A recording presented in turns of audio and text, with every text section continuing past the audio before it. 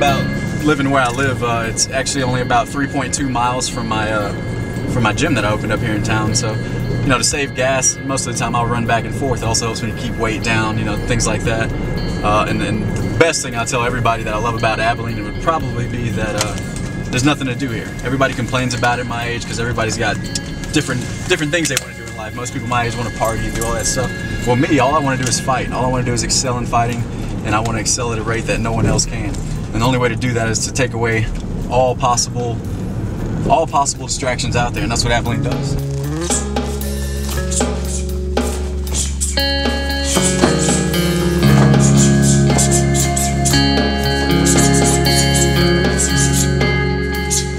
This is here's my name right here.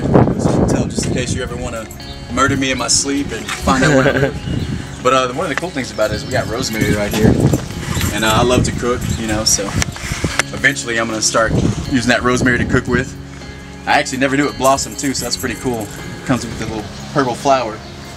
So you know, when the cage door closes, it's that calm before the storm, you know, and that's what actually my tattoo says right there in Arabic. It's the calm before the storm, because once they shut it, you get that sense of just, I don't know, it's the hardest thing to explain. I mean, you literally get calm and everything gets quiet around you. You can't hear the audience, you can't hear your cornerman. I mean, all you see is that guy in front of you, and you just feel at home. You know, you do it every day to where that's when you feel at home. But that walk up to the cage is the scariest thing ever. The things I like to do in my spare time is play, you know, board games.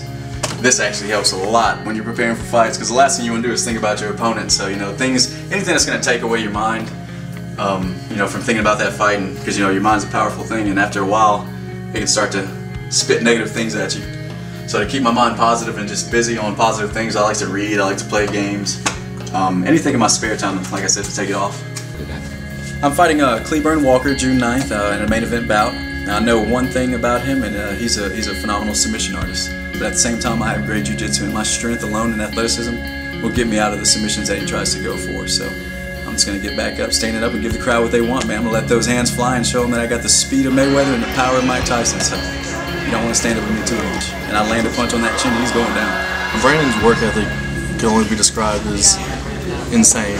I mean, the guy is 3-4 hours a day of intense cardio. When most people do 1 or 2 hours of cardio, or, you know, workout a day, you know, he's doing the class with people that he's teaching. You know, he's running up to the gym. It's insane.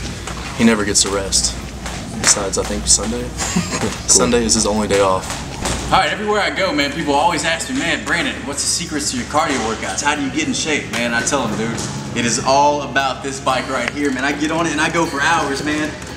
Arms out, man, I'm working my shoulders. I got biceps going on. I'm turning the field like that, so I'm just going crazy.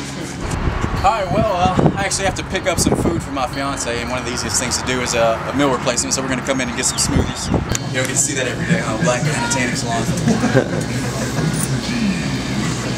How's it going? It was actually, I would have to say, my very first inspiration was the fact that I got kicked out of college.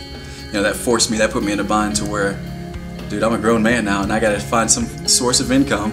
You know, I don't have a degree, so I've made life harder on myself, and I always knew that I had boxing to fall back on. So I started looking into MMA, and, you know, from there, it just took my heart. You know, now I got a new reason to fight. You know, after taking that year off, you know, I've found the love of my life, and, you know, she's got you know, some health issues that, you know, are pretty hereditary in her family. You know, dealing with breast cancer and other things like that. So I mean, my new inspiration now is just to be able to have enough money to support her, to be able to take her to the hospital when she needs, to be able to get her the proper treatment that she needs, and, you know, that's my love. So that's my new inspiration, and can't stop that. Can't stop love.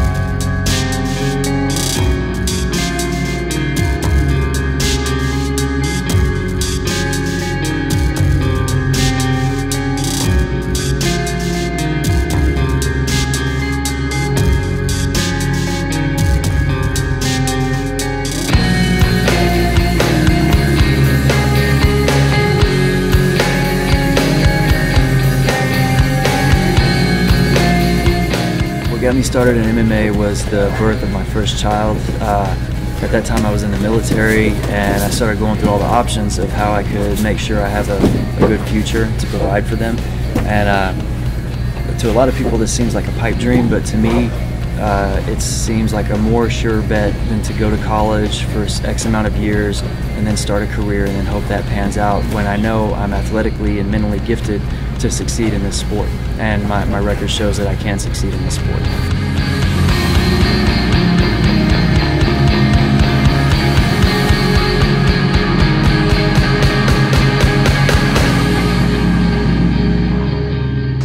You know, a lot of people know if you're the best guy in your gym, you can't get better.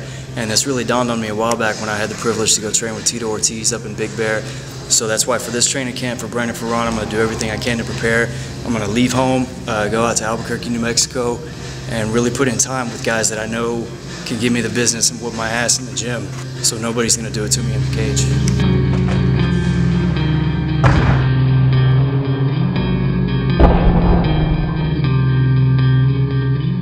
Who said white boys can't jump? There's no secret that Brandon would probably like to keep this fight on its feet. He's known to have dangerous hands. My record indicates that I'm only dangerous on the ground. However, that's not true. I'm going to be ready all over the place. There's no way technically he's going to match me in any area. I'm getting such technical advice and I'm improving so quickly. It's unreal, and this is where you want to be for a home gym, to improve technically.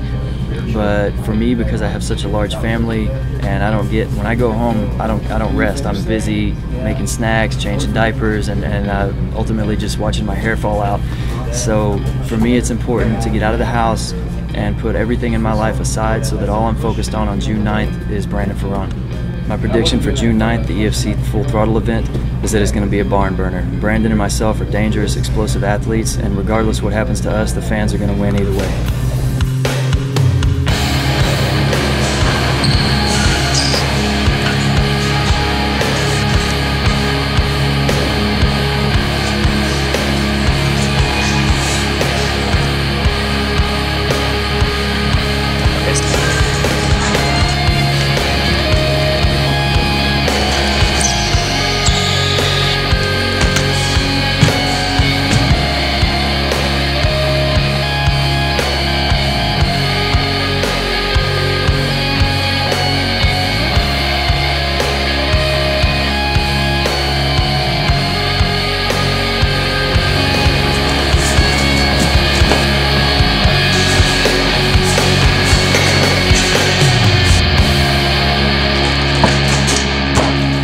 I'll see you June 9th. Hope you're ready for it.